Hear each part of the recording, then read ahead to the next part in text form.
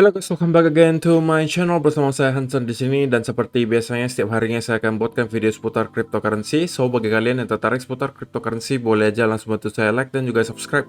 Jangan lupa juga untuk hidupkan lonceng notifikasinya supaya kalian gak ketinggalan update terbaru seputar cryptocurrency. Oke, pada hari ini guys, kembali kita akan bahas putaran Bitcoin, dan seperti biasa kita akan mulai dari coin market cap terlebih dahulu.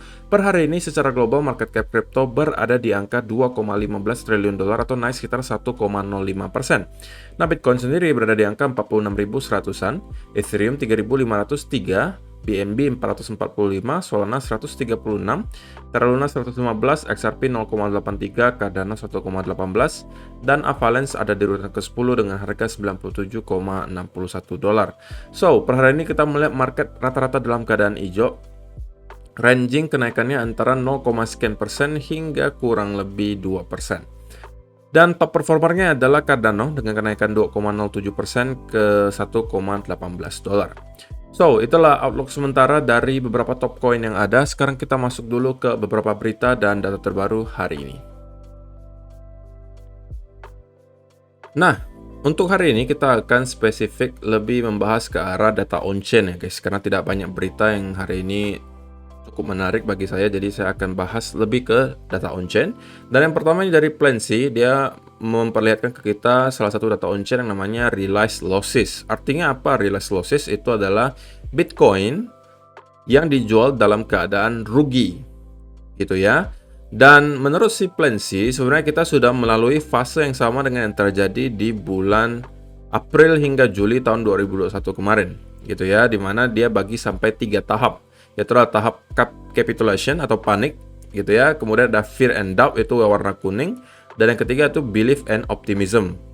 Dan menurut si Plancy, kita sekarang berada di fase belief and optimism. Kalau misalnya kita bandingkan dengan yang terjadi di 2021, maka menurut Plancy kita kurang lebih berada di sinilah, gitu ya. Berarti kita masih mempunyai beberapa leg ke atas. Dan kalau kalian lihat secara histogramnya, nah ini yang menggambarkan realized loss-nya, yang warna orange ini guys. Ketika histogram ini spike tinggi seperti ini, berarti pada saat itu banyak sekali orang-orang menjual Bitcoinnya dalam keadaan yang loss, gitu ya. Dan biasanya apabila hal ini terjadi berkepanjangan seperti yang terjadi beberapa kali sebelumnya di sini, kita mendapatkan spike yang cukup tinggi selama berbulan-bulan. Itu biasanya adalah fase di mana terjadi perpindahan antara para weak hands, para orang-orang yang masih newbie, yang mentalnya gampang goyah, itu rata-rata panic selling, dan jualnya ke siapa? Jualnya ke para pemegang jangka panjang. Ini juga didukung dengan beberapa data on-chain yang pernah kita bahas, bahwa kita melihat short term holder itu udah mulai drop sangat drastis, sedangkan long term holder itu mulai spike naik tinggi. Jadi perpindahan nih guys, antara yang awalnya short term holder memegang kendali, sekarang udah mulai long term holder lagi. Dan itu yang kita pengen gitu guys. Karena setiap kali short term holder yang memegang kendali alias mereka naik spike tinggi ke atas, itu biasanya tidak lama kemudian kita akan mendapatkan koreksi besar. Karena sekali lagi, yang cenderung akan melakukan panic selling dan juga yang akan gampang goyah mentalnya adalah para newbie, para weak hands yang tidak mengenal apa itu kripto, tidak mempelajari kenapa dia harus hold kripto dan lain sebagainya, dan dia hanya mengikuti kata-kata orang, kata-kata media, dikasih FUD sedikit dia udah panic selling, gitu ya. Dan ya, mudah-mudahan kita sekarang memang sudah di fase belief and optimism. Dan kalau misalnya kita memang berada di fase ini, maka kita masih mempunyai ruang gerak ke atas yang cukup banyak, gitu ya. Karena kita udah mendapati fase realized loss yang cukup tinggi selama berbulan-bulan gitu guys. Alias sudah banyak, kalau orang yang mau jualan, itu harusnya udah jualan di sini semua. Dan katanya the weak hand capitulation sell side is exhausted. Jadi harusnya para penjual sekarang udah kehilangan tenaga gitu, karena udah pada jualan semua di sini. Tapi tentunya ini sekedar asumsi, gitu ya.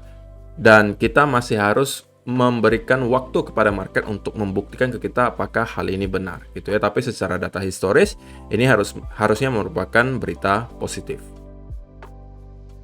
Nah, yang kedua, tentunya juga ini pernah ya kita bahas, ini adalah Bitcoin Exchange Net Position Change. Jadi kalau misalnya kita melihat histogramnya di sini, ketika ini spike tinggi hijau ke atas, itu berarti banyak sekali pada saat itu orang-orang yang mendepositkan Bitcoin-nya ke dalam exchange. Sekali lagi, kalau kita depositkan Bitcoin kita ke exchange, kemungkinan besar itu untuk dijual. Kalaupun tidak untuk dijual, kita convert ke stablecoin atau ke altcoin. Dan kalau kita convert pun, ya itu hitungannya sebenarnya kita jual gitu ya. Karena kan kita nggak memegang Bitcoin lagi, tapi kita ganti ke stablecoin ataupun altcoin. Nah, menariknya dari Maret 2020 hingga sekarang, kita melihat bahwa jarang-jarang sekali kita mendapati fase distribusi yang sangat besar gitu ya. Dari tahun 2020 Maret hingga sekarang, kita kebanyakan mendapati fase akumulasi di mana per bulannya itu kadang-kadang bisa menyentuh 100.000 Bitcoin outflow per bulannya. Artinya apa? Kalau misalnya kalian melihat ini histogramnya spike ke sekitaran area di sini, itu berarti pada bulan itu ada lebih dari 100.000 Bitcoin yang ditarik keluar dari exchange. Dan kali ini kita mencapai angka 96.200 Bitcoin per bulannya yang ditarik keluar dari exchange.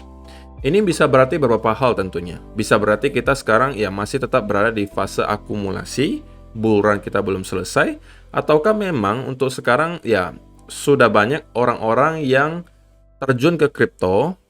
Seperti yang kalian ketahui juga guys, bahwa tidak semua orang itu yang masuk ke kripto itu fokus di kripto saja. Mereka mungkin hanya jadikan kripto itu sebagai alat diversifikasi. Misalnya ada pemain-pemain besar seperti Ray Dalio misalnya. Dia kan pemain besar di saham, tetapi dia juga mengalokasikan sedikit portofolio dia ke Bitcoin. Dan biasanya orang-orang seperti itu kalau udah mengalokasikan sedikit saja portofolionya ke Bitcoin, ya itu pasti udah langsung dibeli, dikeluarkan dari exchange dan di hold gitu.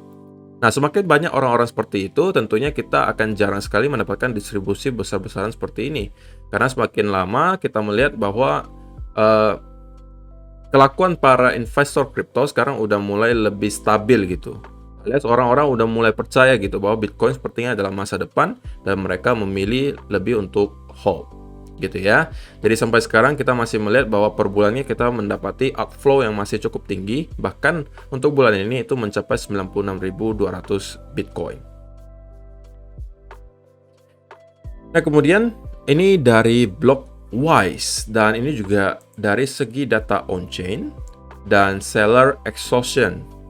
Atau ya kita menilai gitu apakah para seller masih mempunyai tenaga atau tidak lah istilahnya. Simpelnya seperti itu. Ketika kita melihat garis kuning ini mencapai area yang cukup rendah, itu berarti biasanya para seller itu udah start untuk kehilangan tenaga gitu guys.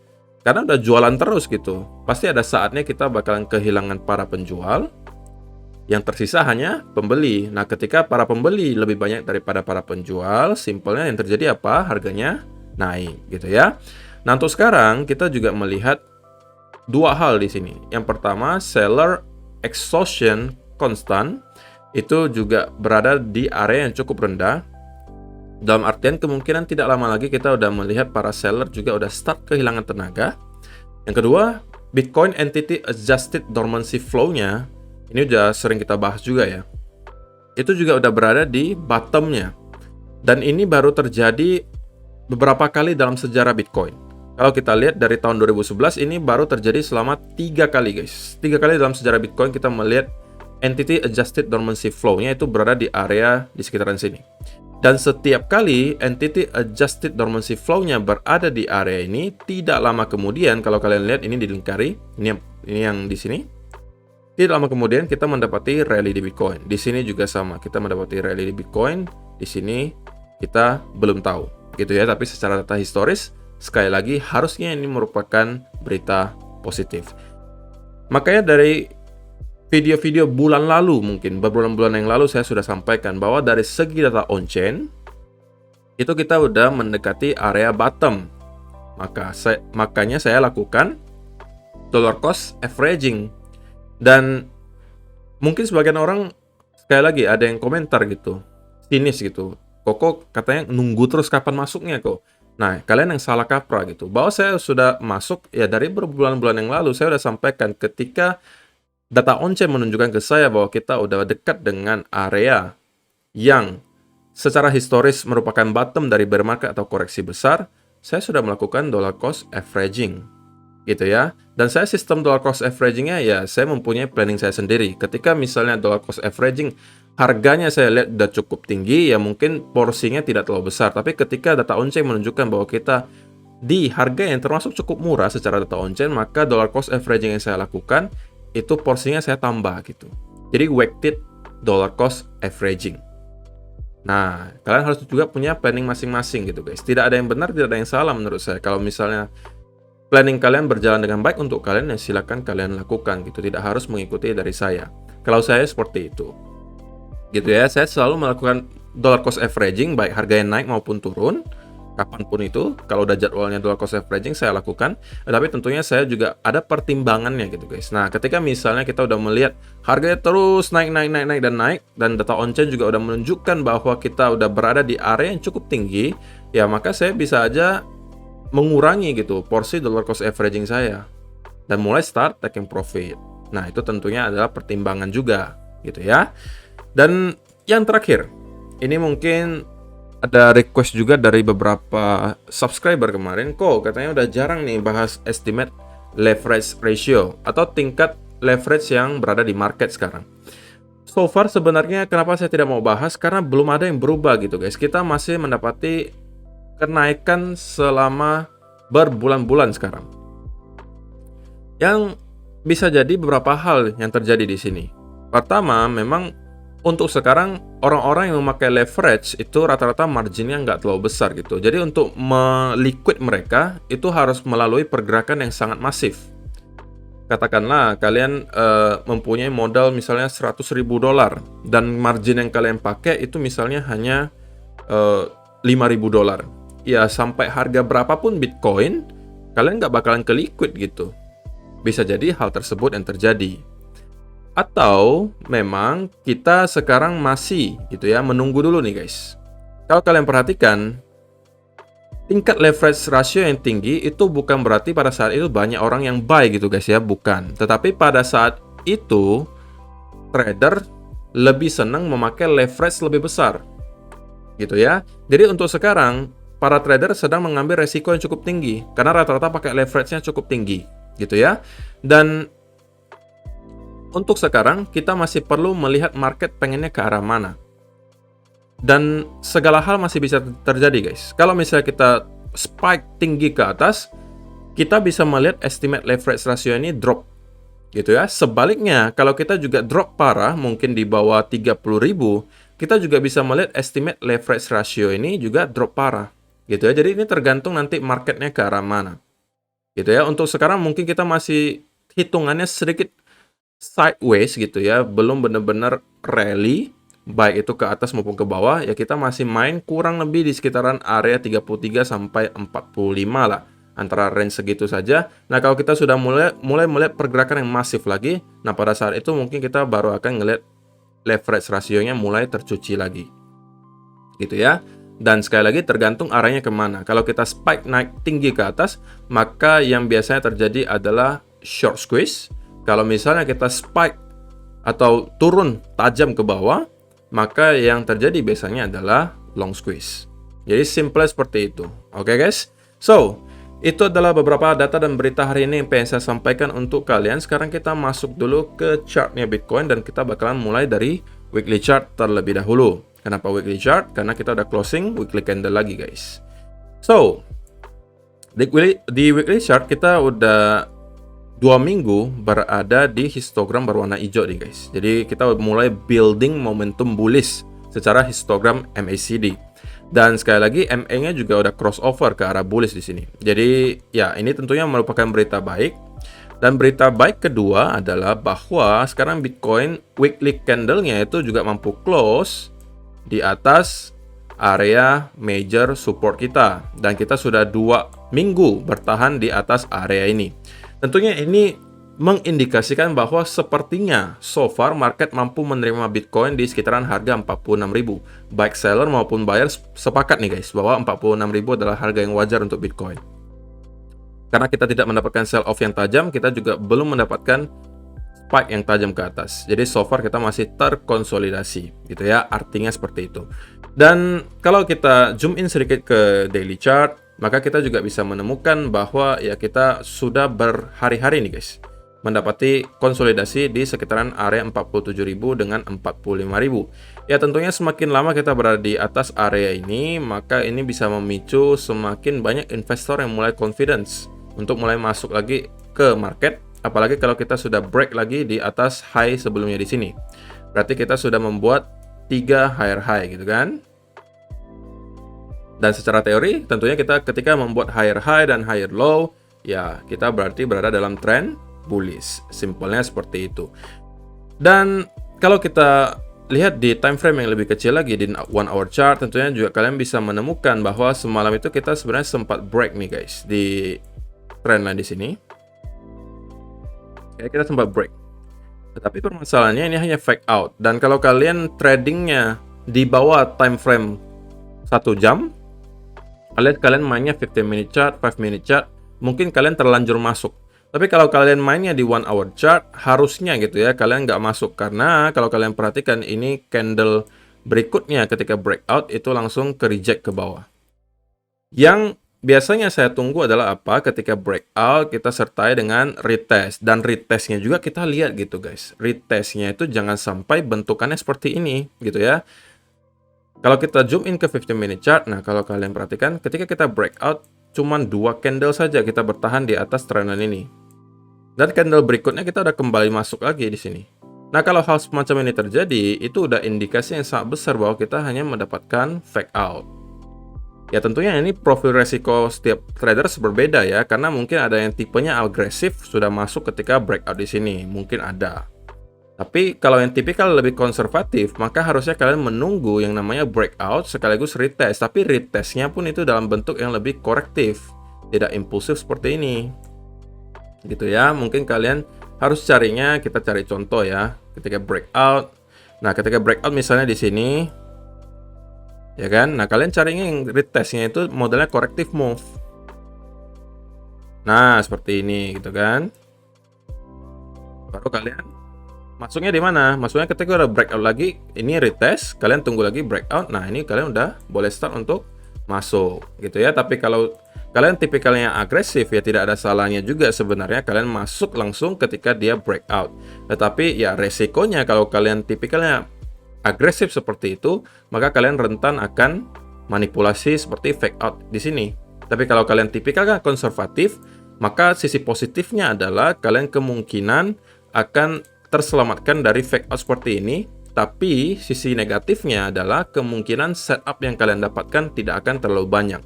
Karena bisa jadi ketika breakout kita tidak lagi dikasih retest tapi langsung naik ke atas. Nah, itu resiko masing-masing. Tergantung kalian profil resikonya lebih cocok ke arah mana. Tidak ada yang salah, tidak ada yang benar selama planning kalian sesuai dan kalian menerapkan risk management yang baik, harusnya tidak akan ada masalah. Gitu ya. So, untuk sementara apa yang harus kita lakukan? Untuk saya pribadi, saya sementara belum ada posisi di Bitcoin gitu ya. Karena ya kemarin kita juga hanya mendapatkan fake out di sini dan kemarin pada saat saya masuk di sini, oke, itu sebagian sudah saya close dalam keadaan profit, sebagian lagi ya close dalam keadaan hitungannya mungkin break even lah ya, sedikit profit saja tapi ya hitungannya break even karena stop lossnya sedikit di atas area entry. Dan untuk sementara saya belum pengen melakukan apapun dulu untuk Bitcoin, ya tunggu aja. Menurut saya kalau misalnya nanti ada dikasih lagi pattern yang lebih jelas, dan ini ya mungkin kalau ada orang ya menyebutnya ini sebagai inverse head and shoulder, tapi saya mungkin nggak terlalu suka ya kalau nyebutnya ini inverse head and shoulder, karena menurut saya kalau kita pengen ada inverse head and shoulder itu diawali dulu oleh penurunan harga.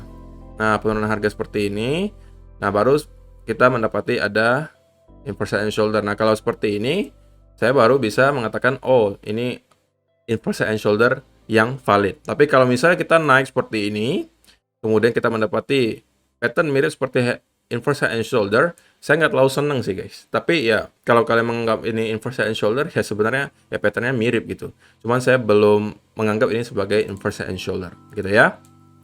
Dan kalau misalnya kita breakout dan kita kembali retest di sini, oke. Nah, mungkin dari sini saya baru akan kembali masuk lagi ke market gitu ya, dan tentunya target berikutnya masih akan tetap berada di 50.000. Tapi perlu kalian ingat, biasanya kalau ada fake out seperti ini kita rentan gitu guys, bahwa akan terjadi sell off lanjutan itu tetap menjadi sebuah probabilitas. Makanya sebelum kita breakout dari sini dan juga consolidate di atas, saya tetap akan stay away from the market dulu. Saya akan menunggu konfirmasinya.